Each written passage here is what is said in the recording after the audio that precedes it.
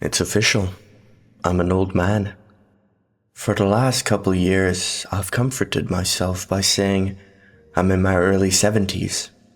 But math is simple and unforgiving. Today is my 75th birthday, and God, the years do fly. I'm not here for your well wishes. This is hardly a milestone I'm excited about. I'm glad to still be a heir, of course, but I find I have less and less to live for with every passing year.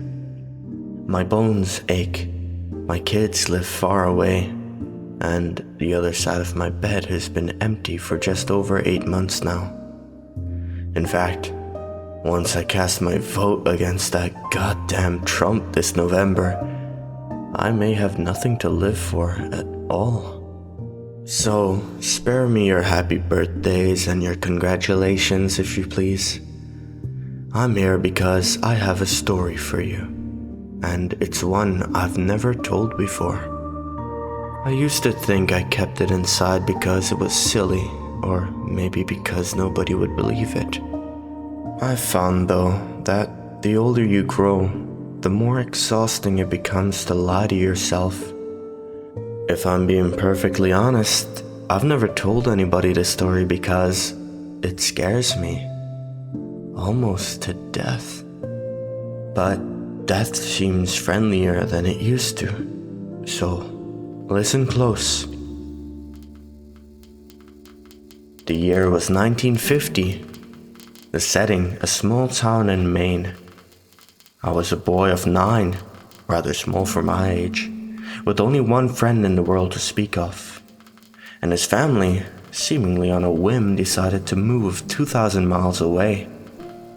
It was shaping up to be the worst summer of my life. My pop wasn't around and my mom was a chore whore. Boy, was I proud of myself when I came up with that one. So I wasn't apt to hang around the house. With some hesitation, I decided that the public library was the place to be that summer. The library's collection of books, particularly children's books, were meager to say the least, but within the walls of that miserly structure, I would find no undone chores, no nagging mother, God rest her soul, and perhaps, most importantly, no other children with whom I would be expected to associate. I was the only kid with a low enough social status to spend his precious days of freedom sulking amid the bookshelves, and that was just fine with me. The first half of summer was even more dreadful than I had imagined it would be. I would sleep until 10, do my chores, and then ride my bike to the library. And by bike, I mean a rusty log of shit attached to a pair of wheels. Once there, I would split my time between unintentionally annoying the elderly patrons and deliberately doing so. One pleasant lady actually interrupted my incessant tongue-clicking to hiss a "shut the fuck up" at me. The first time I've ever heard a grown-up use the F word. Big fucking deal, I know. But in those days, it was unheard of. The dreary days turned into woeful weeks. I'd actually begun praying for school to start again. Until I discovered the basement. I could have sworn I'd roamed every inch of that library, but one day, in the far corner behind the foreign language collection, I stumbled across a small wooden door I had never seen before. That was where it all began. The door was windowless and made from oak that looked far older than the wall in which it rested. It had a knob of black metal that quite literally looked ancient. I wouldn't have been surprised to learn it was crafted in the 17th century. Engraved on the knob was what appeared to be a single footprint. I had the sense that whatever lay behind this door was forbidden to me, and therefore probably the most interesting thing that I would encounter all summer. I quickly glanced around to make sure nobody was watching me. Then I turned the heavy knob, slipped behind the door, and shut it. There was nothing, only darkness. I took a couple steps, then stopped, unnerved by the totality of the shadow which surrounded me. I waved my hands in front of me in an attempt to find a wall or a shelf or anything to hold on to. What I actually found was far more subtle. A string dangling from above, but far more useful. I grabbed it firmly and pulled it down. Back in the day, lots of light bulbs were operated with strings, and this was one of them. My surroundings were instantly illuminated. I was standing on a small, dusty platform that looked as though it hadn't seen life in quite some time. To my left was a crickety-ass spiral staircase made of wood and appearing ready to collapse at any second. The bulb was the only source of light in the room, and it was feeble, so when I peered over the railing to see what lay below, the bottom of the staircase dissolved into the darkness. I was beginning to feel scared. This place, wherever I was, seemed to have no business in a town library. It was as though I were in a completely different building. But no 9-year-old likes to let a mystery go unsolved. Looking back, I wish I could tell my prepubescent self to turn around, go back and do anything besides descending that staircase. You'll be spared a lot of sleepless nights, I'd say. But, of course, I didn't know that then, and I may not have listened even if I had. So instead of turning back, I took a deep breath, gripped the railing and glared resolutely forward as I began my descent. The wood on the railing was dry and covered with splinters. I immediately let go, holding my hands out for balance as I carefully traversed the staircase. It was, or at least seemed, very long, and with only the dim glow from the string bulb far above me, my heart pounded mercilessly in the darkness. Even kids can sense when something isn't right. I think they just don't always give a shit. By the time my feet reached the cement floor at the bottom, the light from the bulb above was very nearly a memory. But there was a new light source, and God, I'll never forget it. Directly in front of me was a door, massive and a deep shade of red. The light was coming from behind the door, and it shone out in thin lines from all four sides, a sinister, dimly glowing rectangle. For the second time, I took a deep breath and went through the door I shouldn't have. In contrast to the dank room I entered from, the room behind the door was blinding. When my eyes adjusted, what I saw nearly took my breath away. It was a library. The most perfect library imaginable. I gaped in wonder as I stepped almost reverently further into the room. It was beautiful. It was smaller than the library above, much smaller, but it seemed to be almost tailor-made for me. The shelves were packed with brightly colored titles. Both armchairs in the middle of the room were exquisitely comfortable, and the smell, my God, the smell was simply unbelievable. Sort of a mixture of citrus and pine. I simply can't do it justice with words, so I'll suffice it to say that I've never smelled anything better, not in my 75 years. What is this room? Why had I never heard of it before? And why was nobody else here? Those were the questions I should have been asking, but I was intoxicated as I gazed around at all the books and basked in the smell of paradise. I could only form one thought. I will never be bored again. In truth, boredom only hid from me for 3 years. It was on my 12th birthday, 63 years ago to this day, that everything changed. Before that day, I visited my basement sanctuary as often as I could, usually several times a week. I never saw another soul down there, yet strangely remained free of suspicion. I never removed a book from that room, but instead would pick up a particular volume wherever I had stopped reading during my previous visit. I sat, always in the same deep purple armchair, and always leaving its twin barren and directly across from myself. That armchair was mine. The other was, well, I suppose I couldn't have articulated it much better then than I can now, but it wasn't mine, that's for damn sure. On my 12th birthday, I arrived later than usual. My mom had invited a couple classmates and some cousins over to our house to celebrate, a gesture which I found more tedious than touching. Really, I just wanted to spend my birthday sitting and reading and smelling paradise.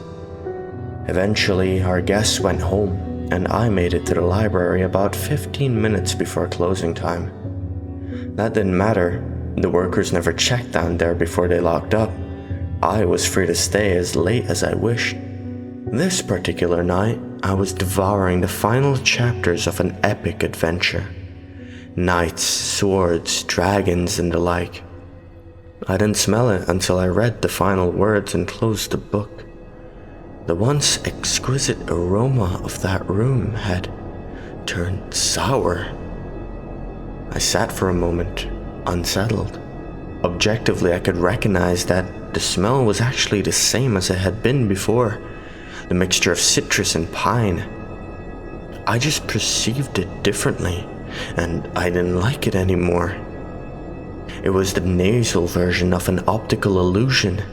You know, the one that looks like a young woman glancing backward, but all of a sudden you can see that it's really an old woman facing toward you. You can't unsee that, and I couldn't unsmell this. The spell was broken. The odor also seemed for the first time to be coming from somewhere specific. With a fair amount of trepidation, I stalked around the room, sniffing the air like a crazed canine until I came to a shelf near the back. The shelf was perfectly normal with the exception of one title. A large leather-bound cover of a solid faded maroon with one striking black footprint at the top of the spine. This was the source of the smell. I opened the front cover and saw one sentence scrawled neatly in blood-red ink atop the first page. "Rest your sorrows down, friend, and leave them where they lie." I stared at this sentence, mesmerized, as I began to retreat to my chair. I turned the page. Blank. The smell became stronger. Another page. Blank. And the smell grew stronger still. I stopped for a moment, suppressed a gag, and continued walking.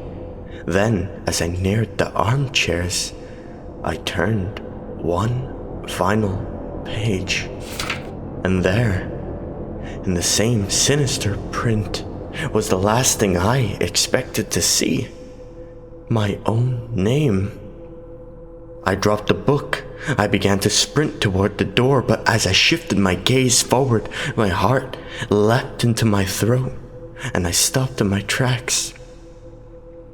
The chair wasn't empty anymore.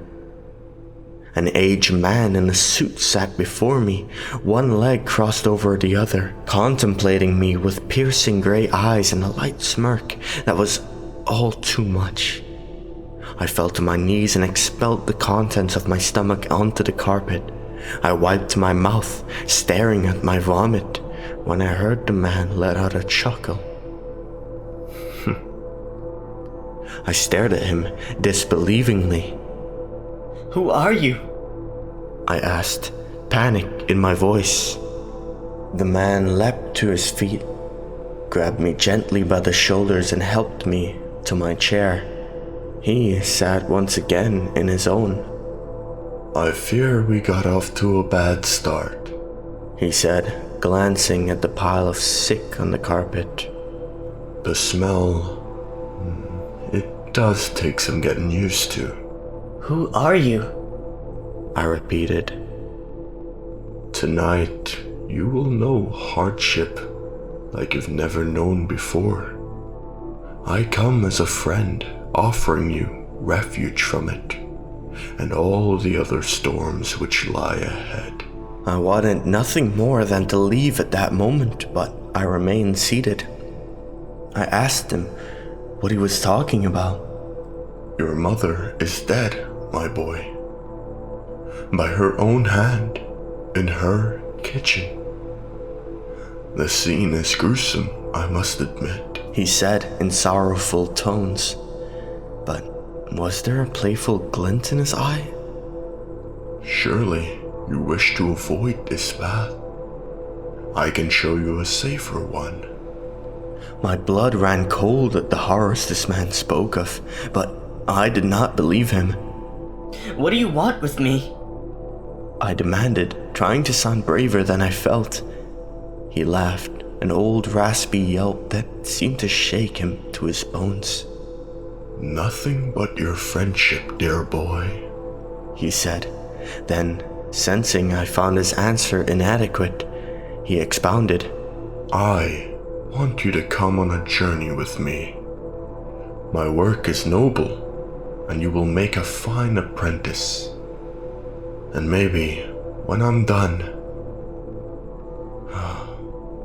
maybe then my work can be yours." I stood up, shuffling toward the door but never breaking his gaze. "You're crazy. My mom isn't dead. She's not." "See for yourself if you must," he said, gesturing toward the door. I threw him a contemptuous glare and bolted for the exit. As my hand closed around the knob, he said my name softly. In spite of myself, I turned around. "Your road won't be easy, friend. If it ever becomes too much for you, and I mean ever," he said, pausing to sweep his hand over the room, "you know where to find me." I slammed the door behind me and took the decrepit stairs, 2 at a time. I exited the library, chambered onto my bike, and hightailed it home. The front door was wide open. I dismounted, leaving my bike in a heap on the ground, and approached my house cautiously.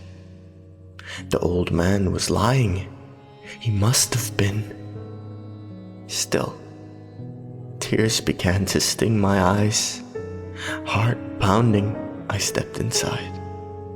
I called for my mother, and I heard no answer, so I turned into the kitchen. To this day, I don't know why she did it.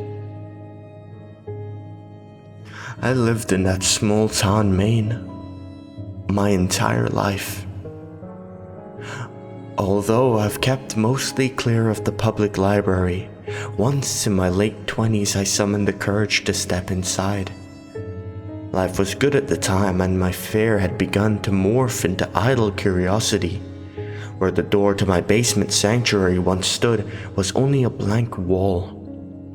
I asked the librarian what had become of the basement, though in my heart I knew the answer.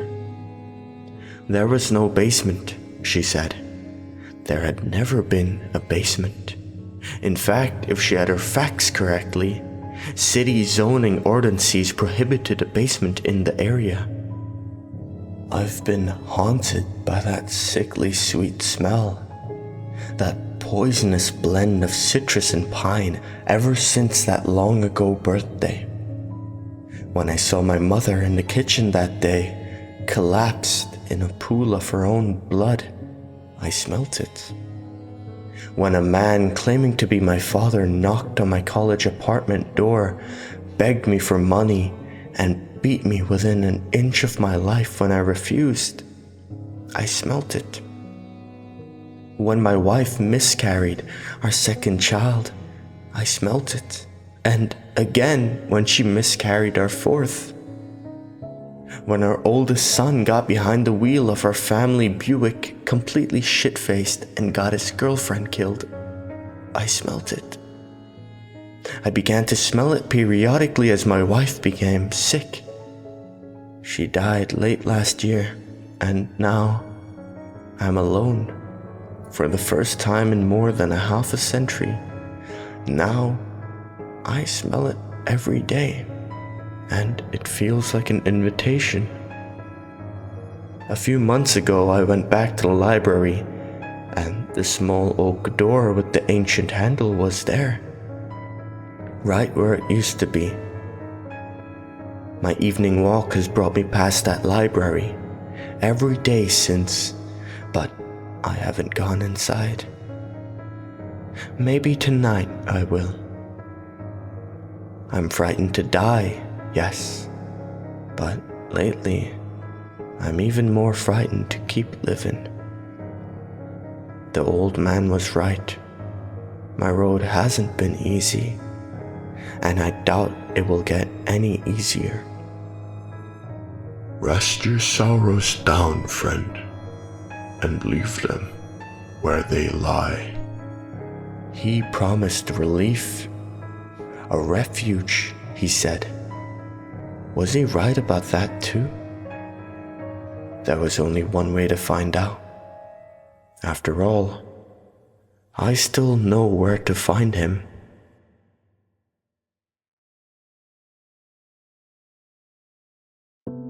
Hello everyone.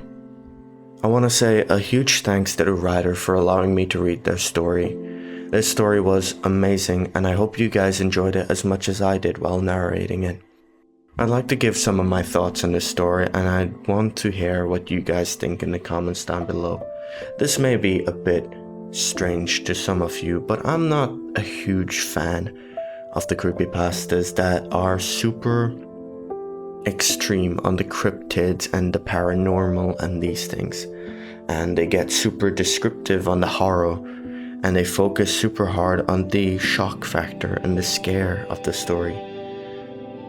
I'm not a huge fan of those, but I'm a very huge fan of stories that can work and manipulate your fear while still playing with other emotions, playing with your sadness, playing with your happiness, playing with your wonder, playing with everything. I don't like stories that just play with your fear, try to describe a monster that's so scary that you picture it yourself and then get scared because of the picture and the imagination. No, I like these kind of stories that kind of make you feel a sense of sadness. An old man who just had a rough life.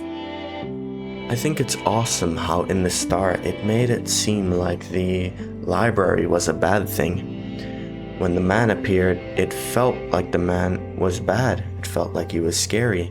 It felt like he was not one to be trusted. But then, as the old man spoke more about his life and described more about his shortcomings, we get to realize that that man was actually right. And maybe, just maybe, the protagonist made the poor choice there. To be fair, I'm sure 90% of us in that situation would choose to go home, especially if they heard that their mother is dead. But I find it interesting how the smell turns sour whenever something bad happens. I'm assuming that sour smell followed him because he opened the book. That sour smell probably would have stayed in that room, and he would have only smelt it in that room if he hadn't found that book and he had left when he smelled the smell. But because he found the book and opened it, I believe that the smell stuck with him because of that. And because he left the room and didn't join the fella, the sweet smell didn't stick with him. That's my theory. Either way, a wonderful story. I really hope you guys enjoyed it as much as I did. It was truly an amazing story. And yeah, I'll see you guys in the next one.